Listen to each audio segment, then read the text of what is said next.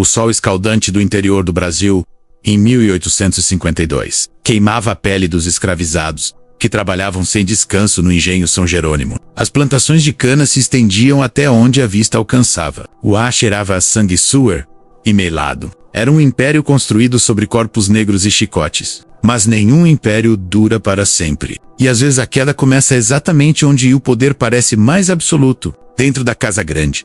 Baltazar tinha 28 anos quando chegou ao engenho. Corporal Fort, Old Herp. Silêncio que incomodava. Ele não falava muito.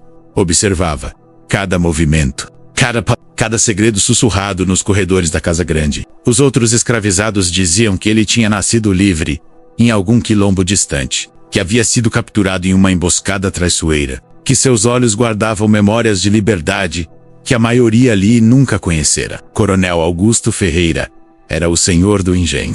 Homem brutal, vastrovent, mãos manchadas de sangue de gerações. Sua esposa, Dona Amélia, era Sinhá, mulher de aparência delicada, véu de hipocrisia cristã, rosário sempre nas mãos. Ela comandava a Casa Grande com um punho de ferro disfarçado de luvas de renda. E tinha 3 filhas. Isabela, a mais velha, 24 anos. Helena, 22. E Cecília, 19. 3 rosas brancas protegidas do mundo. Virgens prometidas aos melhores partidos da província. Símbolos da pureza e superioridade da família Ferreira.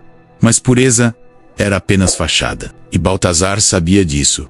Tudo começou quando ele foi escolhido para trabalhar na Casa Grande. Server Art Mesa, Carriger, limpar os quartos. A proximidade era perigosa, mas também era uma oportunidade. Baltazar via tudo. A Sinhá que jurava fidelidade ao marido, mas recebia cartas escondidas de um comerciante da capital. Isabela que fingia inocência, mas encontrava o capataz nos fundos da estrebaria quando o pai viajava. Helena que devorava romances proibidos e chorava sozinha todas as noites. Cecília que olhava para os escravizados com uma mistura estranha de medo e curiosidade, perturbadora.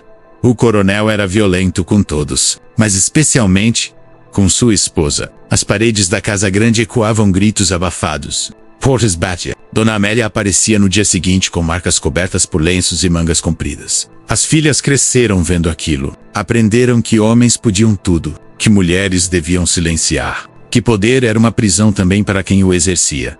E Baltazar aprendeu algo crucial. Gente com segredos é gente vulnerável. A primeira vez que a Sinhá olhou para Baltazar de forma diferente foi numa tarde sufocante de janeiro. O coronel havia partido para a capital. Ficaria semanas ausente. Dona Amélia estava sozinha no jardim. Baltazar trouxe água fresca. Ela agradeceu. Os olhos dela demoraram mais que o necessário no rosto dele. Não era desejo, era desespero. A solidão de uma mulher aprisionada em seu próprio império.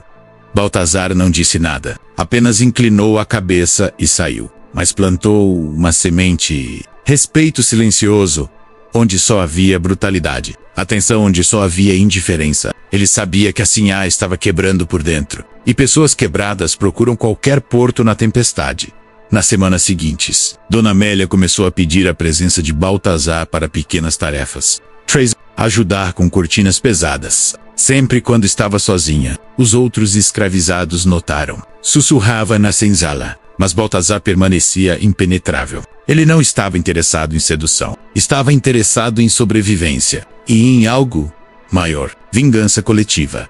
Isabela foi a próxima. A filha mais velha havia sido traída pelo capataz. O homem a engravidara e fugira com o dinheiro que ela roubara do pai. Isabela estava desesperada, grávida, solteira, em uma sociedade que a destruiria se descobrisse. Ela procurou Baltazar numa noite. Implorou ajuda. Elkenish, remédios da terra, poderia ajudá-la.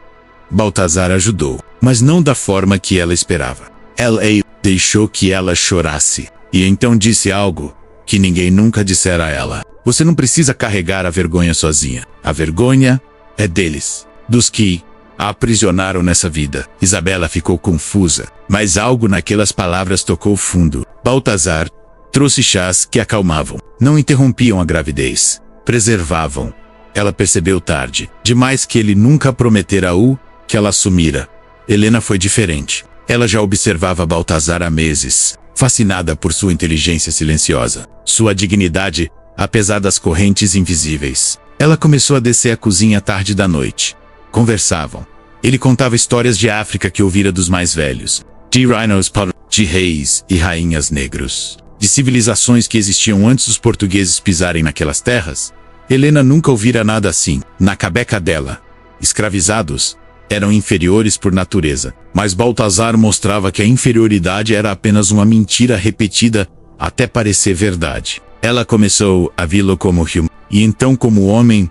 Cecília, a mais nova, era mais perigosa. Ela tinha algo obscuro dentro de si, uma crueldade herdada do pai, mas refinada por anos de repressão. Ela gostava de ver os escravizados apanharem. Ria quando alguém era marcado a ferro, mas também sentia culpa, e a culpa a corroía.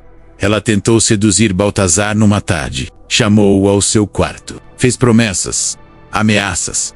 Ele recusou respeitosamente. Isso a enfureceu, e ao mesmo tempo a intrigou. Ninguém nunca recusara Cecília. Ela estava acostumada a conseguir tudo, mas Baltazar estava jogando um jogo muito maior.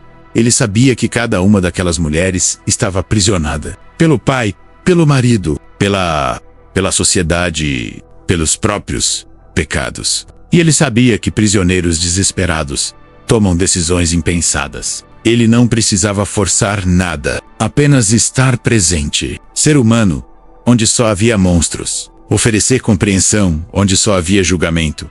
E então, aconteceu. Uma por uma, ao longo de meses cuidadosamente planejados, cada uma das mulheres da Casa Grande engravidou.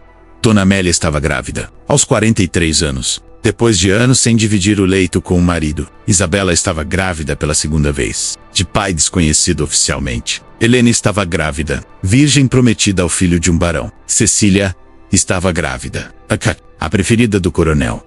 O escândalo começou devagar. Sussurros, olhares.